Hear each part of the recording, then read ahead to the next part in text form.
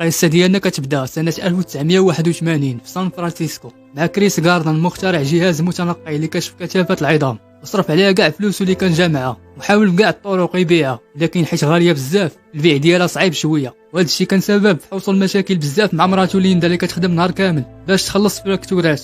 هاد النهار كان دايز شاف الطوموبيله اللي كيحلم بها وسول مولاها كيفاش نقدر نجيب بحالها. رد عليه مول الطوموبيل وقال ليه انا خدام سمسار في البورصه. وقرر كريس يقدم طلب عمل في شركه دين ووتر على الله يتقبل في الخدمه. حاول يقابل مستر داوزن مدير الموارد البشريه في الشركه وركب معاه في الطاكسي باش يقنعه. ومن حسن حظه ان مستر داوزن كان باغي يحل مكعب الروبيك اللي كان مستحيل شي حد يحلو في تلك الوقت اقل من نص ساعه، لكن كريس خدم مكعب منه وحلوه هو كيهضر معاه، وهذا اللي خلى مستر داوزن يهتم بالملف ديالو نهار يكون واجد. وهذا الشيء خلى كريس يتعطل باش يمشي يجيب ولده من الحضانه كيف ما كان متفق مع مراته، وكانت مرته سبقات وجابت ولدها من الحضانه وخرجت من الدار ودات معها ولدها. لكن في خضم هذه المشاكل جاء اتصال من شركه دين ووتر انه عندهم معاهم مقابله عمل، وجا النهار الثاني وقابل ليندا مراته قدامها بالحضانه وقال لها غادي ناخذ ولدي للدار بسبب التاخر ديالو على دفع فلوس الكرا. مول الدار دابز معاه وطلب منه يخلص ولا يخرج من الدار، وقال ليه كريس دير معايا كريدي وعطيني مهله من الوقت، المقابل غادي نصبغ لك الدار كامله.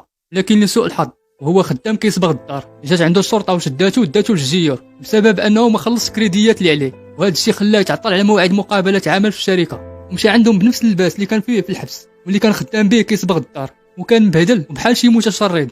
وحاول يقنعهم باللي عنده مع الارقام وعقله خفيف ودغيا كيتعلم. وسولوا مول الشركه وقال ليه شنو الراي ديالك شي حد جاي مقابله عمل بلا كوستيم ولا كرافاطه وانا قبلته يخدم عندي؟ رد عليه كريس وقال ليه وقيلا كان لابس سروال زوين. ورغم ذلك كريس تقبل في الخدمه، ولكن اعتذر على الوظيفه ملي عرف ان اول 6 شهور غادي يخدم فابور.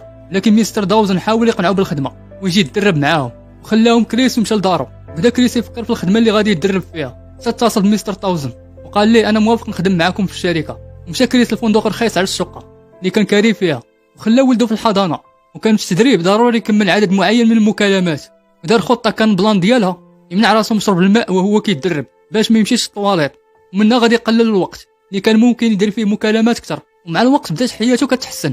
واحد النهار جاتو استدعاء من البنك كتبلغوا الا ما خلصتيش الضرائب اللي عليك غادي نقطعوها من الحساب ديالك تلقائيا. لكن للاسف وصلته الاستدعاء في نفس اليوم اللي غادي يطبقوا فيها اقتطاع من الحساب ديالو، وكان سحبوا ليه كاع الفلوس اللي كانت عنده في الحساب ولا مفلس. وبدا عاود يحاول يبيع الجهاز ديالو. من بعد نهار طويل وهو راجع الفندق كان لقى مول الفندق طردوا له حوايجو برا بسبب انه ما دفعش فلوس الكرا، وخدا ولده ومشى محطه القطار وهو ما عارفش فين غادي يمشي. ولعب مع ولده وعاود ليه على قصه تنعس ولده، وكان اضطر هو وولده يباتوا في محطه القطار. النهار الثاني دبر باش يبات في ملجأ للفقراء، وكان نهار يبات فيه ونهار ما يباتش بسبب الاكتظاظ، واضطر يبات في ترامواي في الشارع.